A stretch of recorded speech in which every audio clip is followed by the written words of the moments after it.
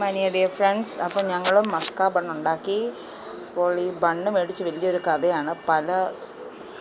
ഒരുപാട് കടയിൽ കയറി കണ്ടാണ് ബണ്ണ് കിട്ടിയത്.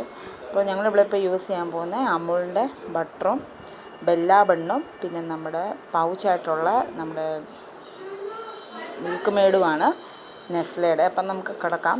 ആദ്യമേ നമ്മൾ ബട്ടറിനെ നല്ലപോലെ നമ്മൾ ഇളക്കിയെടുക്കുക. നല്ലപോലെ റൂം ടെമ്പറേച്ചറിലാക്കി അതിൻ്റെ കൂട്ടത്തിൽ നല്ലപോലെ മിക്സ് ചെയ്തെടുക്കാം. നല്ലപോലെ ഫ്ലഫി ആയിട്ട് എടുക്കണം. നമുക്കത് മിൽക്ക് മെയ്ഡ് പൗച്ചിലാണ് മേടിച്ചത്. അതാണ് എനിക്ക് ലാഭമായിട്ട് തോന്നുന്നത്. നമുക്ക് ഇതാകുമ്പോൾ റീയൂസും ചെയ്യാം. നോബിളാണ്, നല്ലതാണ്, മറ്റേതിനെക്കാട്ടിലും അഫോർഡബിളാണ്. പിന്നെ നമ്മളൊരു ബണ്ണെടുക്കുക,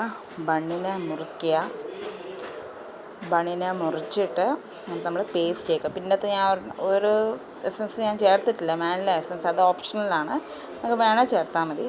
പിന്നെ മുറിച്ചിട്ട് അതിനകത്ത് പേസ്റ്റ് ചെയ്യുക. അപ്പോൾ നമ്മുടെ ഇവിടെ ബൺ റെഡി ആയിട്ടുണ്ട്, മസ്ക ബണ്ണ്.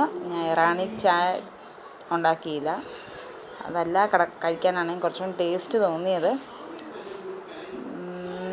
നല്ലൊരു ബട്ടറിൻ്റെ ഇതെല്ലാം ഒരു ബട്ടർ ബണ്ണൊക്കെ കഴിക്കുന്നൊരു ഫീല് തോന്നി എനിക്ക്.